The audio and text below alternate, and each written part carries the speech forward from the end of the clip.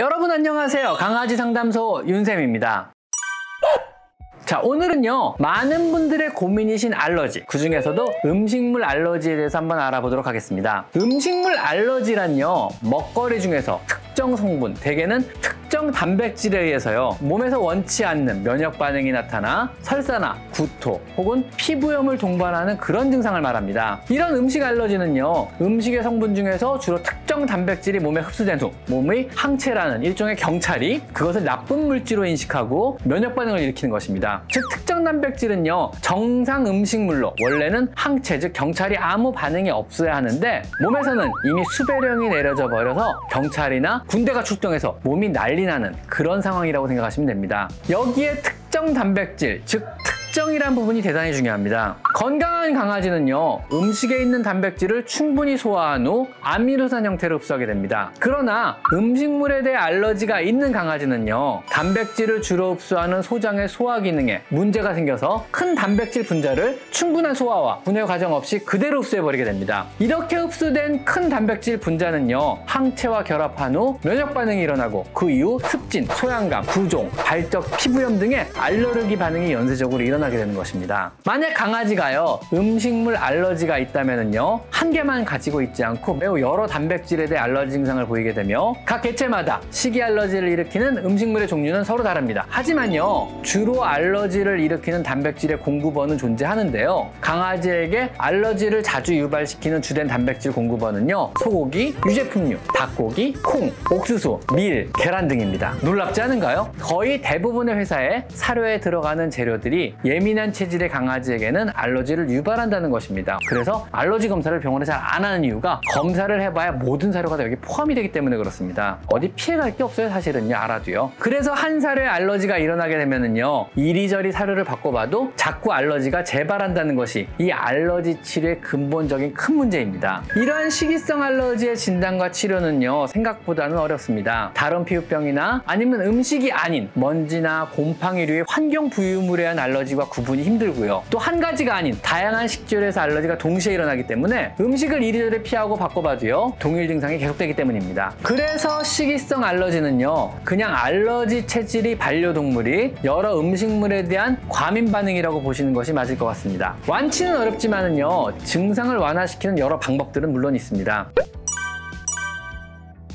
우선 식이성 알러지가 있는 것이 확인이 된다면은요, 회피법을 먼저 사용해 봅니다. 회피법이란 사람에서 가장 일반적으로 사용되는 방법으로 몸에서 항원항체 반응을 일으키지 않는, 즉 면역세포가 반응하지 않는 음식만 찾아서 먹이는 방법입니다. 내 강아지에게 알러지를 유발하는 이미 몸에서 현상수배가 된 단백질을 피하는 그런 방법이죠. 이 사료 저 사료 바꿔가며 전에는 먹어본 적이 없는 다양한 단백질 공급원을 제공해 보는 겁니다. 사슴고기, 칠면조고기, 오리고기, 캥거루고기 등 전에는 먹어본 적이 없는, 먹어보지 못한 사료를 공급해보는 것입니다. 접촉하지 않은 단백질은요, 아직 신체가 해당 단백질을 경험한 적이 없으므로 항원항체 반응, 즉 알러지 반응이 안 일어나게 된다는 그런 원리를 사용한 방법입니다. 그 다음 두 번째는요, 소화가 아주 잘 되는 사료를 주는 것도 좋은 방법입니다. 소화가 잘 되는 사료는요, 알러지가 확실히 덜 일어납니다. 소화가 잘 된다는 의미는요, 소장에서 단백질이 정상적으로 쉽게 소화가 되어 아미노산과 작은 펩타이드 형태로 완전 분해 후 그리고 흡수가 되는 그런 형태의 사료들을 말합니다. 이런 경우는요, 커다란 단백질 덩어리 형태로 흡수가 안 되기 때문에 몸에서는 항원항체 반응이 잘 안 일어나게 됩니다. 일반적으로 유기농이나 내추럴이 붙은 단백질 함량이 높다고 하는 고급 사료들보다는요, 로얄캐닌이나 힐스, 마즈 같은 오래된 대기업 사료들이 면역 반응이 더 안 일어나는 것이 바로 이런 원리입니다.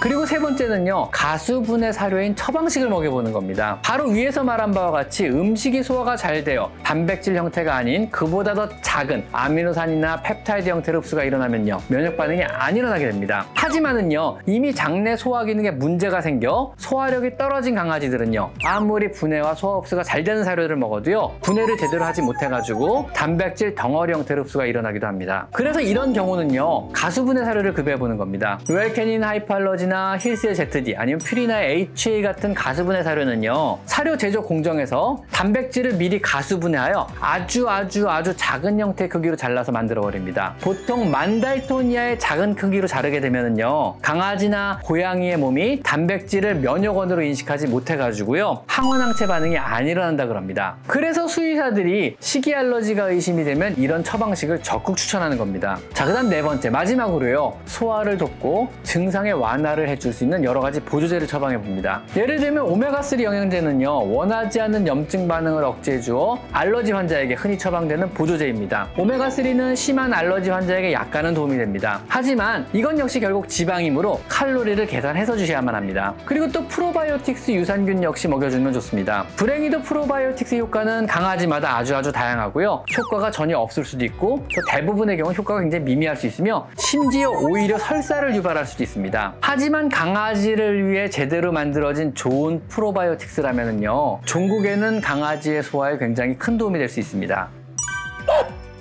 오늘은 강아지들의 음식물 알러지에 대해서 한번 알아봤습니다. 자, 오늘은 여기까지 강아지 상담소 윤쌤입니다. 감사합니다.